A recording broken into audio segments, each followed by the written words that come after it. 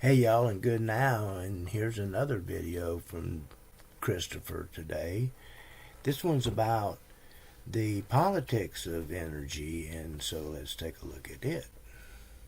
The political capital that utility players have accumulated since their origin, so 120 years plus, as they're starting to spend it at a much higher rate now because more and more people are gathering political will to introduce these renewable bills that are forcing utilities to spend political capital. So that means political capital means the power that they've accumulated over the last 120 years by maintaining the power infrastructure without the disruption.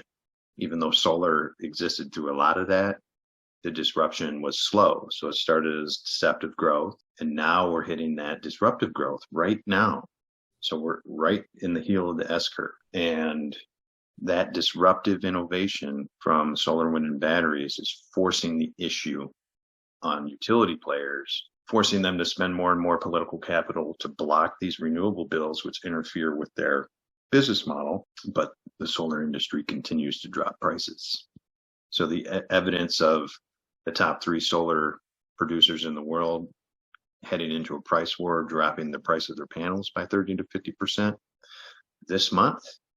And then we have evidence now from South Australia, that they cut the retail price for their customers by 50% because they have 91% solar, wind, and battery utilization. So now we're seeing evidence across the entire chain that this is the future of energy. So once the build out's at a certain point, you can drop the price. And now that precedent is here to stay. And we've just seen evidence of this with Tesla in the automobile industry. They cut their prices by 30% if you include the tax credit.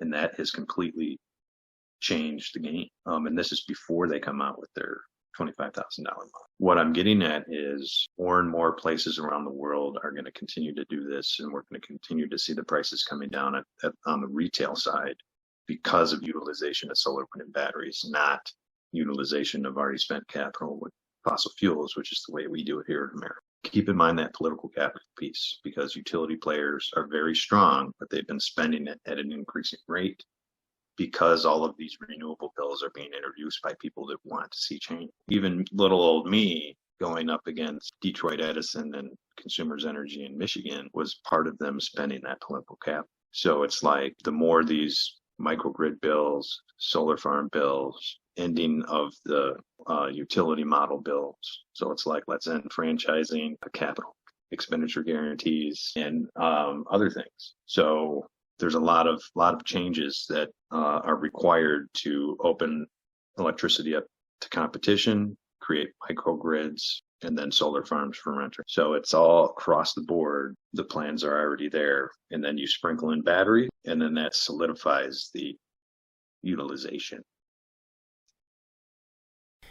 So this is where my engagement with the Solar Rights Alliance and the Citizens Climate Lobby come into play, because both of them are working on these kind of legislative packages that Christopher was talking about.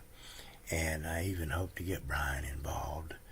So I hope you enjoyed this, and I'll see you down the road.